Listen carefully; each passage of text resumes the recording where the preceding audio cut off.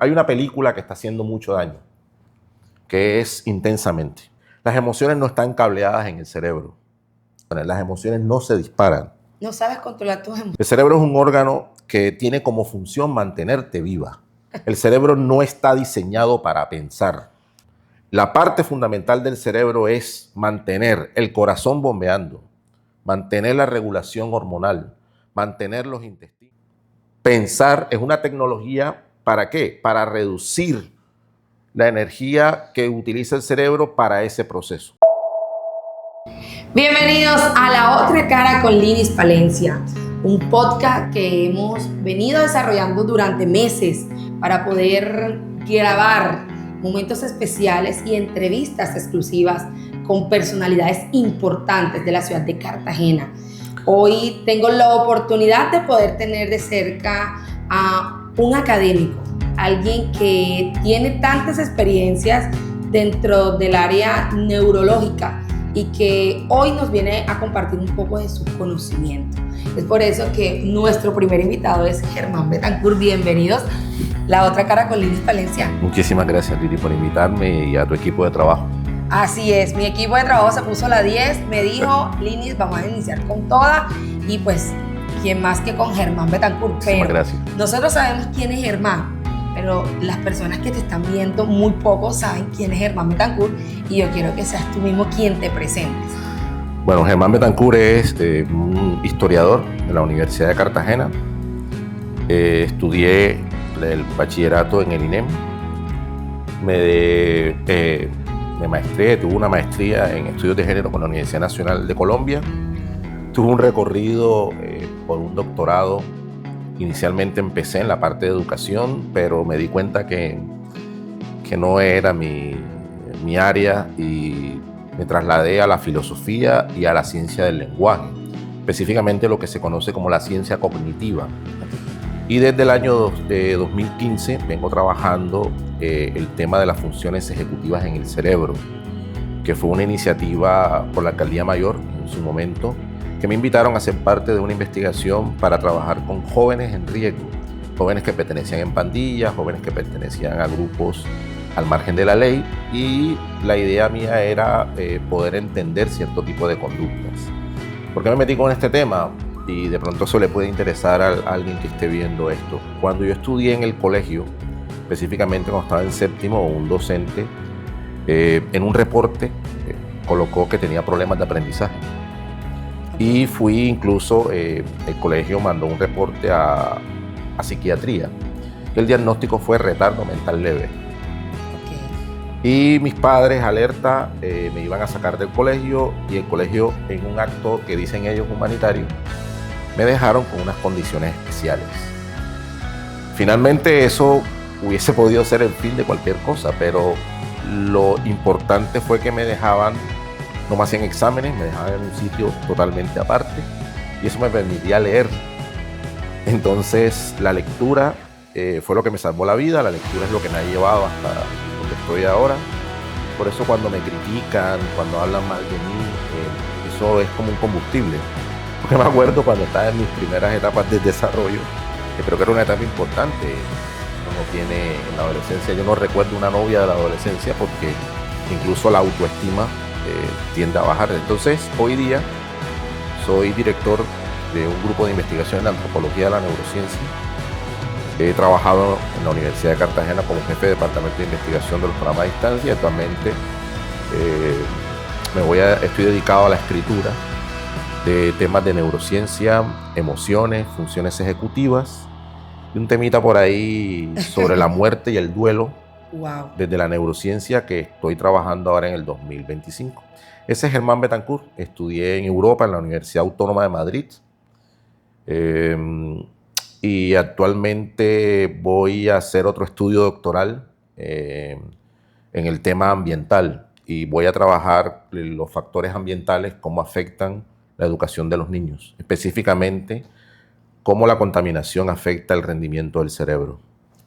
Que la gente cree que es mentira, pero que realmente sí afecta bastante esa parte ambiental cuando no es tratada. Obviamente, en este caso, la nueva generación, que son los niños, que son los que se verán mucho más afectados y con todo este tema de los cambios climáticos. Muy bien. Bueno, Germán, ahorita estábamos detrás de bambalina hablando temas que para mí son importantes, que crean mucha controversia también, es verdad, pero que desde tu parte neurológica tiene sentido.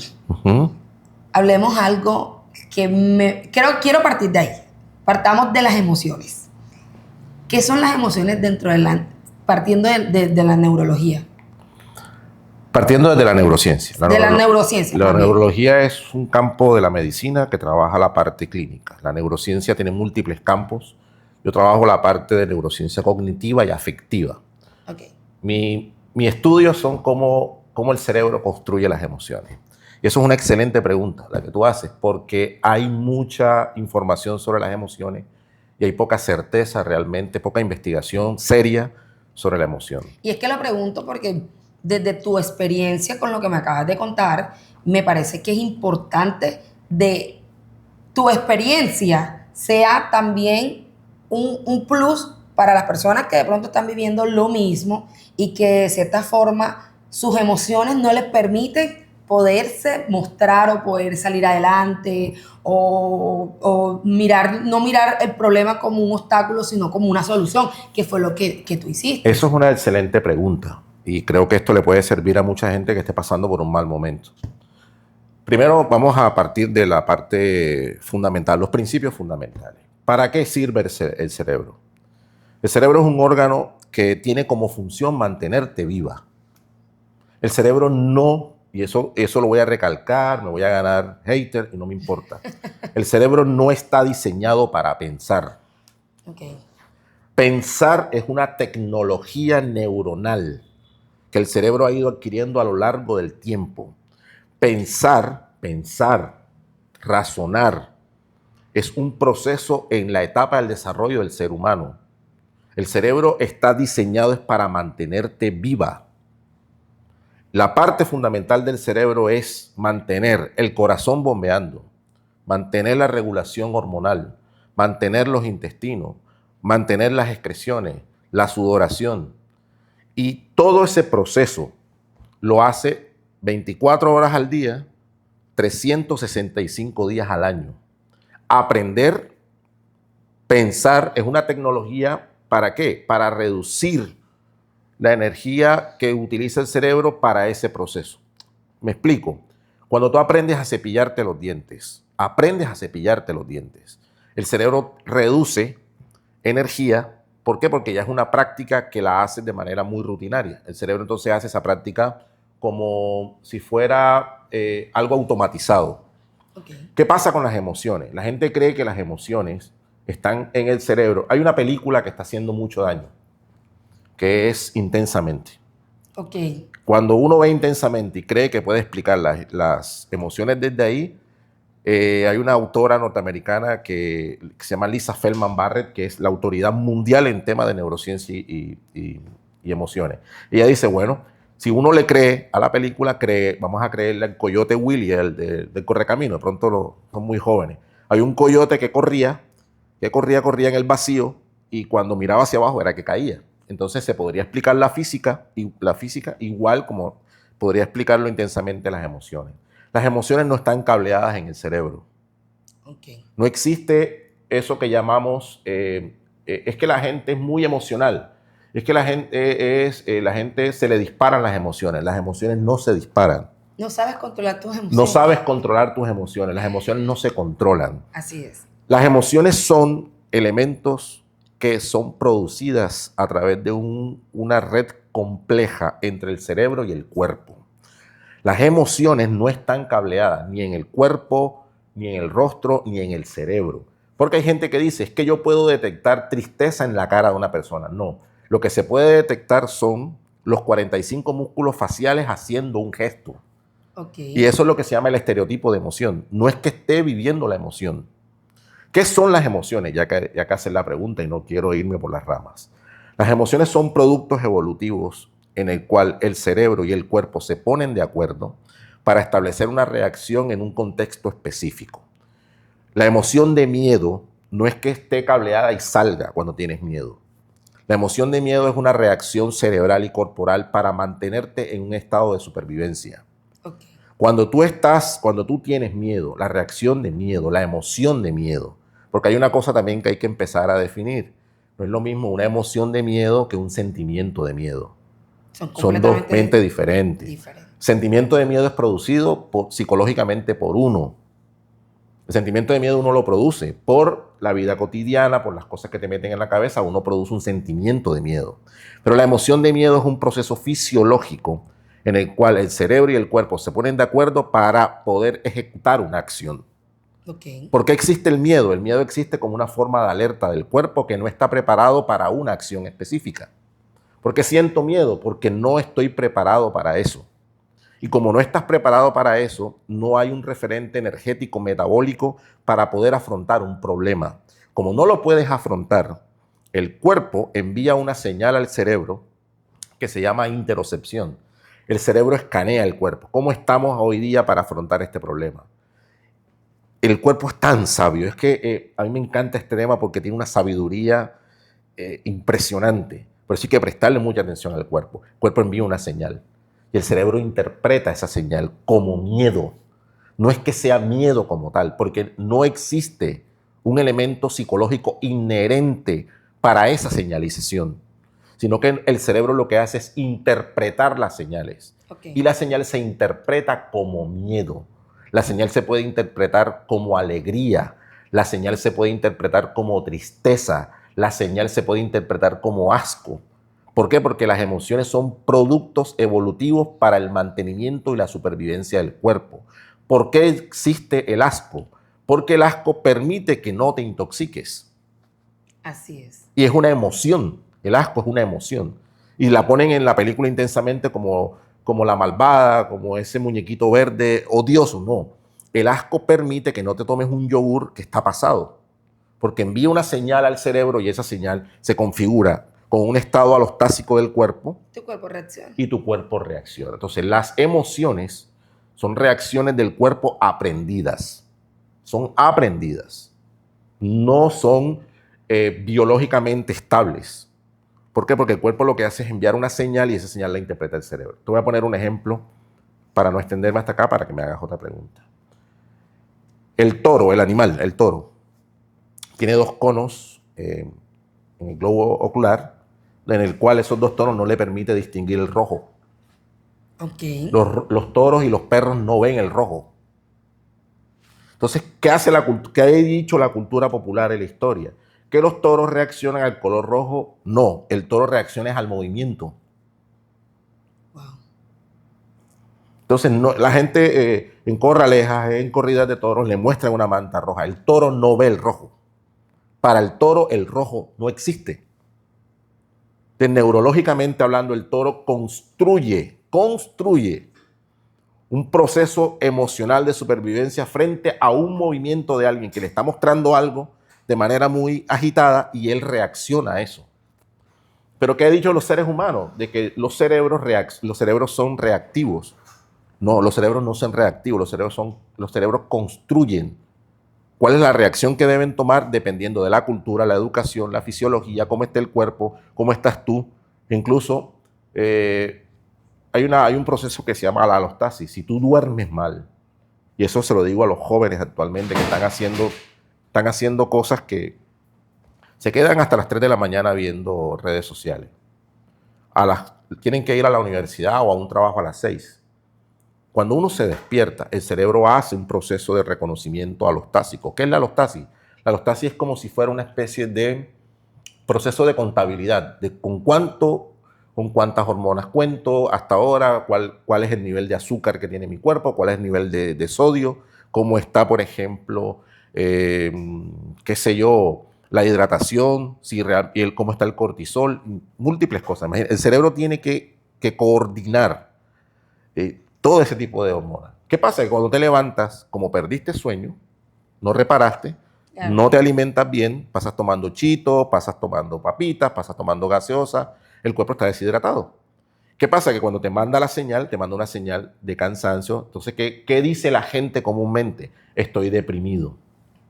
Sí, creo que ese tema De hecho, Germán, ya lo había visto en tema de redes, de que el índice de depresión ha crecido bastante, pero está basado en eso. Es que me acosté a dormir y desperté como con una sensación de sentimiento de querer llorar, de que la vida ya no me importa, de que hoy no sé qué quiero hacer. Y entonces ahí es donde viene el cliché de que todo es mental. Voy a decir una cosa y con esto me voy a ganar los enemigos, o me voy a ganar seguidores. Ningún ser humano puede determinar un estado emocional por sí mismo. Ninguno. Ok. Yo no puedo decir que estoy deprimido. Yo no puedo determinar que estoy deprimido. ¿Por qué? Porque el proceso que tú acabas de mencionar, cuando yo me levanto en las mañanas y siento que no tengo fuerzas para vivir, es porque mi cerebro ha hecho un proceso que se llama interocepción a partir de la alostasis. ¿Qué hizo mi cerebro? Mi cerebro lo que hace es hacer una contabilidad con cuánto proceso metabólico y energía cuento para el día. A eso tengo que sumarle procesos también esteroceptivos, que es lo que está en el ambiente. Si está lloviendo, si hace sol, si me toca ir al centro y vivo en Turbaco, el cerebro calcula. El cerebro tiene la capacidad de calcular cuánto te vas a demorar del punto A al punto B. Y el cerebro calcula si tienes energía para ir o no. Y ese cálculo se hace en milésimas de segundo y establece un estado emocional, que es diferente. Estado emocional. ¿Cómo te encuentras ahora mismo? Te encuentras con este tipo, tu cuerpo ahora mismo está en este estado. ¿Puedes afrontar el problema? No. Como no lo puedes afrontar, el cerebro, el cuerpo, me mandan una emoción de tristeza, porque no puedes afrontarlo. No es que yo sienta depresión, y eso es una cosa que hay que dialogarlo con psicólogos, psiquiatras, sino que el cuerpo, el cerebro lo que hace es mantenerte en un estado de supervivencia, en un estado vivo, pero él te dice, no puedes hacerlo. ¿Qué pasa cuando la gente, por ejemplo, a las 11 de la mañana está en un trabajo que no le gusta? ¿Qué dice? Estoy bajo de energía. ¿Qué hace? Ese proceso alostásico del cuerpo lo suprimen con un café con mucho azúcar o lo suprimen con un pastelito. El pastelito vuelve a darte una energía y te sientes bien, pero a los 15 minutos te vuelves a sentir mal. ¿Por qué? Porque la energía que tuviste es una energía artificial. El cuerpo tiene la capacidad de establecer qué vas a gastar en un día. ¿Por qué? Porque toma información del pasado. Wow. Y esa información del pasado la pone en el presente y las señales del cuerpo con las señales psicológicas interoceptivas se unen y crean un concepto. ¿Cuál es el concepto que creamos hoy? Que estoy en un estado de ánimo bajo. Pero no puedo decir que es depresión, porque ese estado psicológicamente no tiene una característica propia. Soy yo quien le da una característica. Soy yo quien le da un concepto. Depresión, listo, pero en sí, lo que te está pasando no es depresión como tal. Tú le das el concepto de depresión. Es decir, no existe la depresión. Decir que no existe la depresión, no. La depresión sí existe. Okay. Lo que pasa es que yo mismo no puedo determinar que estoy deprimido. Okay. Ya con pruebas psicológicas, con pruebas psiquiátricas, ya con análisis mucho más profundo, se establece que el sujeto está en un estado depresivo. Estado depresivo. Así como un estado del ánimo, estado depresivo. Pero yo no puedo determinar, yo no puedo decir en las mañanas cuando me levanto, es que estoy deprimido. No. ¿Por qué? Porque mi cuerpo está haciendo un proceso de alostasis, me está diciendo, para lo que tienes que afrontar, no tienes energía. Es como cuando van a afrontar un examen y no han estudiado. ¿Por qué te sudan las manos? ¿Por qué te estresas? ¿Por qué, por ejemplo, te duele el estómago? Porque el cuerpo te está diciendo, no hagas algo que no sabes, de lo cual no estás preparado. Perfecto. Eso que los jóvenes ahora no tienen idea. No, hay gente que dice, me encomiendo a Dios y lo que salga. Bueno, si tienes esa mentalidad, el cuerpo dirá, como él se encomienda a Dios y lo que salga, entonces vamos a darle toda la energía porque esa forma de salirse del problema lo hace que su objetivo sea que lo que salga. Pero cuando tú quieres un objetivo de verdad y estás con eso y tienes que sacarlo, la gente dice, es que estoy estresado. Sí estás estresado, ¿por qué? Porque no hay... Eso es lo que en medicina se llama alostasis. La alostasis es como un balance. No hay un balance. ¿Por qué no hay un balance? Porque la interocepción, la esterocepción, o sea, quiere decir lo que tú has aprendido, lo que sabes, cuando enfrentas un problema, el cuerpo dice, no tenemos los recursos para enfrentarlo. ¿Y qué es lo mejor para no enfrentarlo? Paralízate. No lo hagas. Pero como la mente, el cerebro y el cuerpo funcionan al unísono, cuando hay una disonancia cognitiva, cuando el uno no funciona o por otro lado, se hacen las cosas y muchas veces de eso trae como consecuencia un desgaste emocional. ¿Por qué un desgaste emocional? Porque las cosas no van como tienen que ir. ¿Cuándo se adquiere la felicidad? Cuando uno lo que dice, lo que hace, lo conecta. Lo que piensa, lo que dice, lo que hace, lo conecta. Cuando uno lo hace, el cuerpo está en sintonía. ¿Por qué? Porque el cuerpo sabe que la energía que va a imprimir va a tener un resultado que al final te va a hacer sentir bien. Entonces lo que acabas de decir es totalmente importante. ¿Qué hacen por ejemplo, qué se hace ahora? Tomar bebidas energéticas. Pero ¿qué estás haciendo? Estás suprimiendo una función del cerebro. Y lo que estás enseñándole al cerebro es que cuando tengas un problema, te tomas una bebida energética y no haga un proceso de reconocimiento de que tienes. ¿Por qué es importante las emociones? Por otra cosa. Porque cada evento emocional crea una red neuronal. Las neuronas no se pegan, las neuronas están abiertas. Y por ahí pasan neurotransmisores y neuroreguladores. Cuando tú tienes un evento emocional, por ahí pasa algo.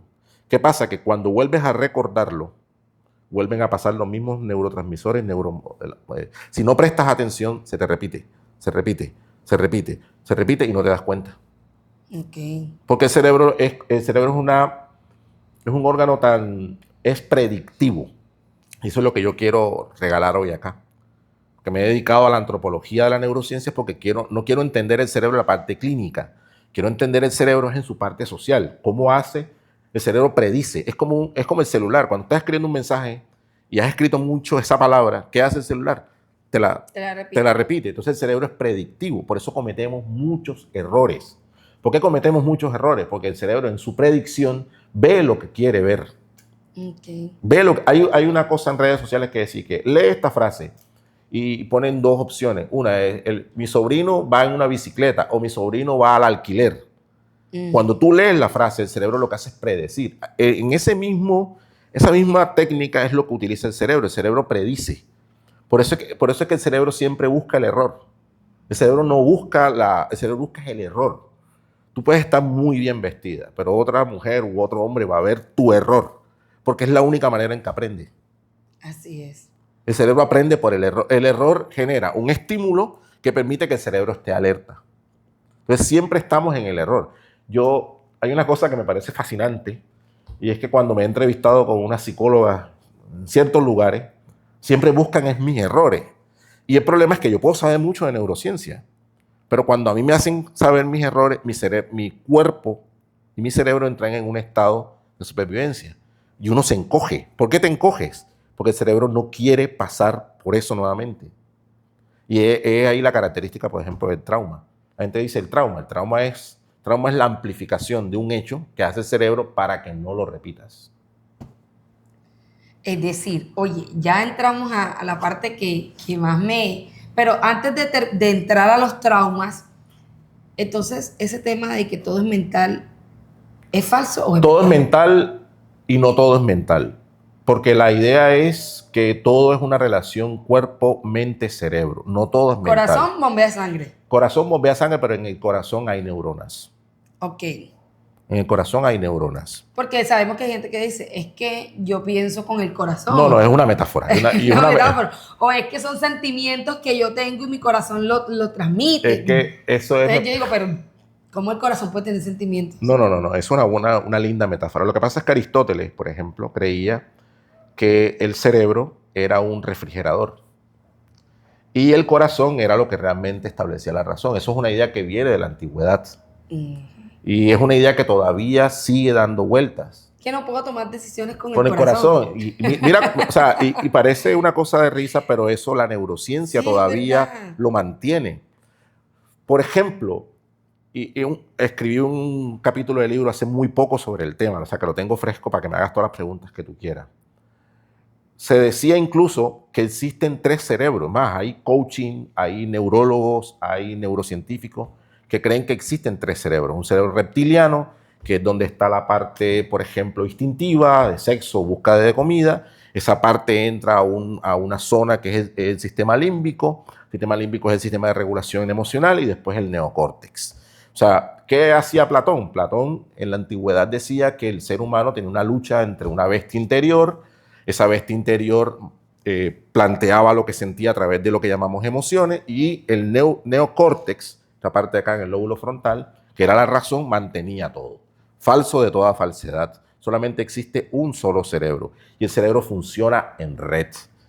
Y es una red, por eso se llama red neuronal. Profesores, estudiantes, padres de familia nos han vendido el cuento incluso que existe una diferencia interhemisférica. Sí, es verdad. Que entonces que hay niños que son más predominantes en el hemisferio derecho y eso es totalmente falso. El cerebro no funciona así.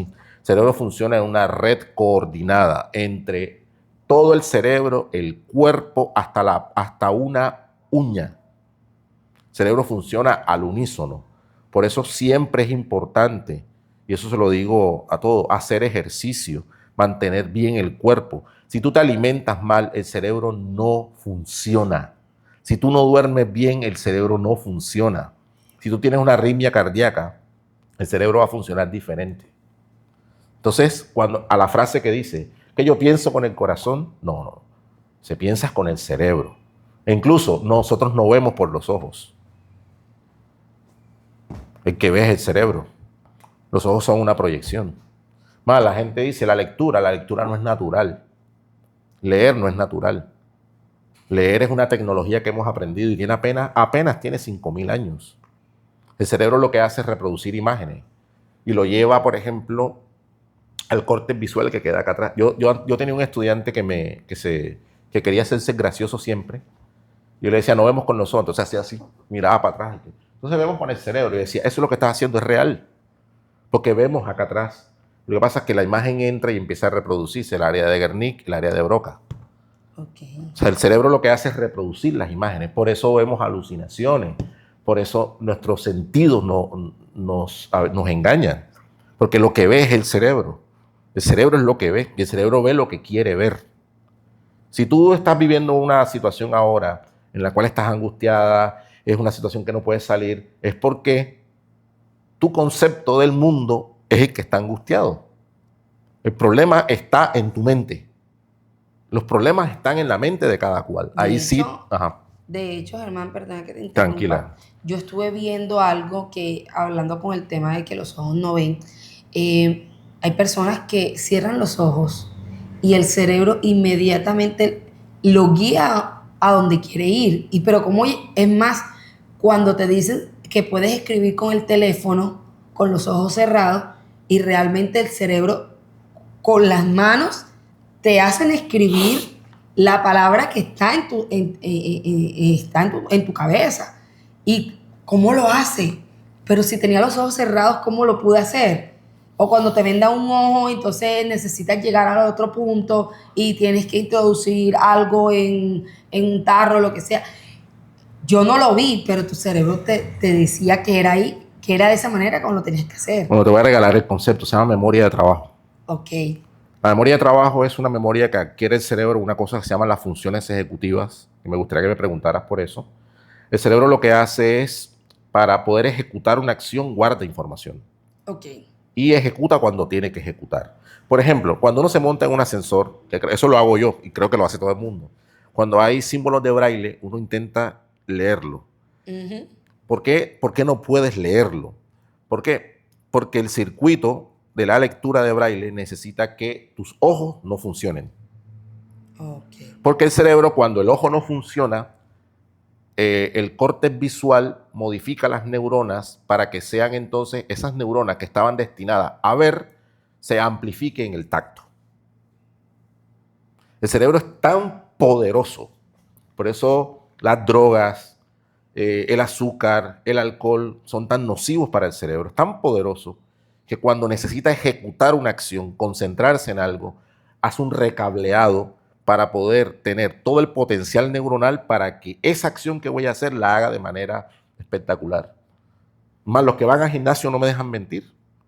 Si usted va a un gimnasio y quiere levantar 120 kilos, lo levanta. Siempre y cuando utilice todo el potencial cerebral para hacerlo. Yo voy a poner un ejemplo. Una vez me metí en un gimnasio de fisicoculturistas, porque mi entrenador era fisicoculturista y me dijo que entrara. Había una mujer que era campeona nacional de fisicoculturismo y tenía una pesa muy grande. ¿Qué hice yo para hacerme gracioso? Qué pesa tan grande, yo no puedo. Y cuando fui, no pude. No pude. Y cuando me fui a la bicicleta con mi rabo entre las piernas, dije, ey, tú estudias neurociencia, loco. O sea, no bajes la cabeza para agradar en un grupo. Regresé y levanté la pesa. ¿Qué pasó entre un punto y otro? La orden que le di a mi cerebro es que sí tengo la fuerza para hacerlo. Sí tengo la fuerza para hacerlo. Entonces, ¿qué le dije a mi cerebro? En cortes motor, levántalo. Pero no te pongas con la pendejada de que no puedes. Entonces, muchas veces nosotros, el cerebro es una máquina tan poderosa que si le dices que no puedes, no puedes. Yo tenía un estudiante, yo acabo de renunciar a la docencia,